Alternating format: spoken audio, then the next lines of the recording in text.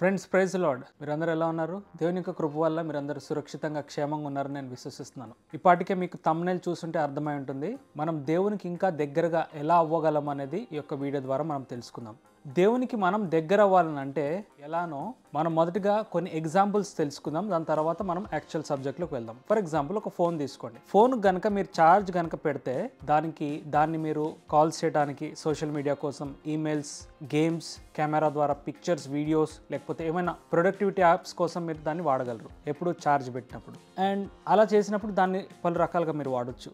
And అలానే body, మన యొక్క హెల్త్, మన యొక్క శరీరాన్ని కూడా చాలా రకాలుగా మనం వాడతాం. లైక్ మాట్లాడతాము, వాక్ చేస్తాము, వర్క్ చేస్తాము, పడుకుంటాము, చదువుతాము, హెల్తీ హ్యాబిట్స్ డెవలప్ చేసుకుంటాము, ఇంకా చాలా రకాల పనులు చేస్తాం. ఇవన్నీ చేయడానికి బాడీకి కావాల్సిన ఒక సోర్స్ ఏంటంటే ఒక ఎనర్జీ, ఫుడ్ ద్వారా అనేది మనం గుర్తుపెట్టుకోవాలి. ఫోన్ ఎలా అయితే ఛార్జ్ చేస్తే పనిచేస్తుందో, బాడీ ఎలా అయితే న్యూట్రిషన్ తర్వాత ఫుడ్ ఎలా అయితే మనం ఇస్తుంటే అది పని చేస్తుందో, అలానే మనము ఒక్కటిగా ఉన్నా కూడా ఒక మనిషిలో ఉన్న 3 ఎలిమెంట్స్ గురించి మనం తెలుసుకోవాలి. ఇది చాలా ఇన్ఫర్మేటివ్. అది ఏంటనంటే మొదటిగా body, spirit and soul. Body దేంతో ఎక్కువ కనెక్ట్ అయి ఉంటుందంటే ఈ యొక్క వరల్డ్ అండ్ ఈ యొక్క వరల్డ్ ఎన్వైరన్మెంట్కి ఎక్కువ సంబంధించిందిగా ఉంటుంది. ఫర్ ఎగ్జాంపుల్, బాడీ ఒకవేళ ఎవరైనా రక్షణ పొంది పరిశుద్ధతలో కొనసాగితే అది వేరే కేటగిరీ. అలా గనక లేకపోతే జనరల్గా బాడీలో అనేది చాలా కల్మషం అయిపోయింది. అది దేని ద్వారా అంటే మేబీ సిగరెట్ స్మోకింగ్ ద్వారా, మూవీస్ త్రాగడం ద్వారా, అబద్ధాలు ఆడడం ద్వారా, bad friendship, bad relationships, impure thoughts, actions, రహస్య పాపాలు, ఇవన్నీ కూడా బాడీలో నిమగ్నం అయిపోయి ఉంటుంది చాలా మందికి. సో ఇది బాడీ. స్పిరిట్ అంటే అదొక స్పిరిట్ ఫామ్, స్పిరిచువల్ రమ్. సో దాన్ని గనక కాసేపు మనం పక్కన పెడితే మిగిలింది ఉన్నది ఏంటంటే సోల్. ఈ సోల్లో మన యొక్క emotion, thought patterns, behaviours, actions, everyday, day to day tasks అవన్నీ కూడా మనం ఎలా అయితే మనం పని చేస్తామో అవన్నీ కూడా ఫిల్ అయింది ఎందులో అని అంటే సోల్లో. సో ఈ సోల్ మార్చబడాలి, ఈ బాడీ మార్చబడాలంటే మనము చేయాల్సింది దేవునికి ఇంకా ఎలా దగ్గర అవ్వాలో దీని ద్వారా మనము తెలుసుకోగలము. దీన్ని మనం ఫిక్స్ చేయాలనంటే మనకు కావాల్సింది ఏంటో వాక్యం ద్వారా మనం తెలుసుకుందాం. వాక్యంలో ఇలా ఉంది. ఎఫెసీయులకు రాసిన పత్రిక 5వ అధ్యాయము 18 నుంచి 21 వరకు. మరియు మద్యముతో మత్తులై ఉండకుడి, దానిలో దుర్వ్యాపారము కలదు, అయితే ఆత్మపూర్ణులై ఉండడి.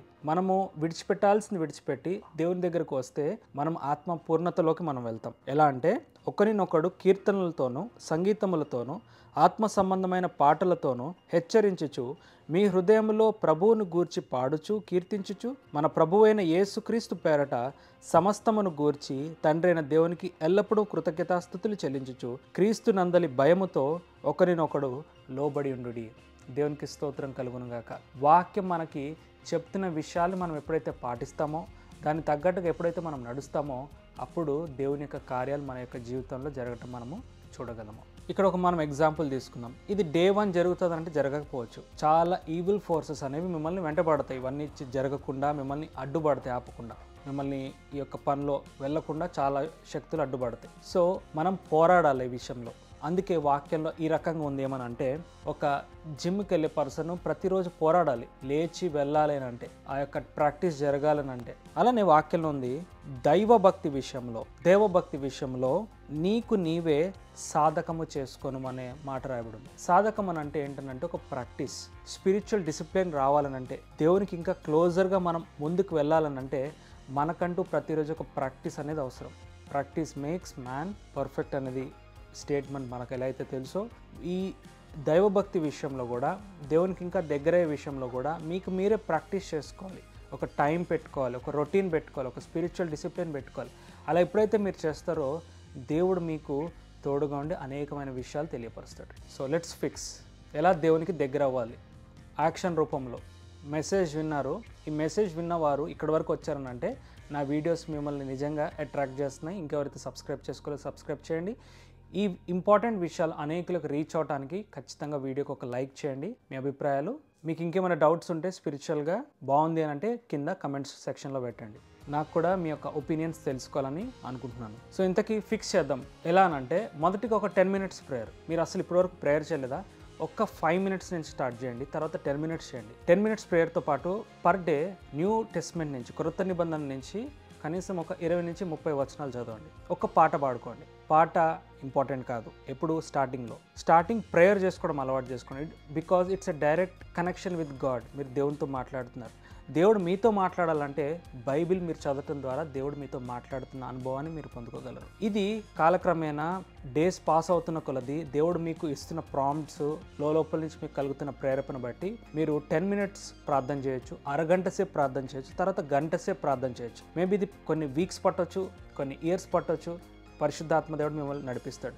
తర్వాత ఒక చాప్టర్ చదవచ్చు, ఓల్డ్ టెస్ట్మెంట్ నుంచి చదవచ్చు, న్యూ టెస్ట్మెంట్ నుంచి చదవచ్చు. కానీ బైబిల్ ఫస్ట్ టైం కనుక మీరు స్టార్ట్ చేస్తే న్యూ టెస్ట్మెంట్ నుంచి చదవండి. తర్వాత ఒక పాట పాడండి, తర్వాత 2 పాటలు పాడండి, తర్వాత 3 పాటలు పాడండి మీ యొక్క షెడ్యూల్ తగ్గట్టుగా. ఇలా ఎప్పుడైతే దేవునికి దగ్గర అవుతారో మిగిలిన పాప కార్యాలన్నీ, మిగిలిన చీకటి కార్యాలన్నీ కూడా ఆటోమేటిక్గా దూరం అయిపోతాయి. ఎందుకనంటే దేవుని మహిమ వెలుగులో పాపానికి చోటెక్కడిది, వెలుగున్నప్పుడు చీకటికి చోటెక్కడిది అనేది మనము గ్రహించుకోగలగాలి. మనకి ఇక్కడ ఒక వాక్యం మనం గుర్తు చేసుకోవాలి, అది చాలా ఇంపార్టెంట్. ఈ మాట 2 కొరింథీయులకు రాసిన పత్రిక 7వ అధ్యాయం 1వ వచనంలో ఉంది. ప్రియులారా, మనకు ఈ వాగ్దానములు ఉన్నవి గనుక దేవుని భయముతో పరిశుద్ధతను సంపూర్తి చేసి కొంచెం శరీరమునకు ఆత్మకును కలిగిన సమస్త కల్మషము, ఇది అండర్లైన్ చేసుకోవాలి, సమస్త కల్మషము నుండి మనలను పవిత్రులుగా చేసుకుందాము.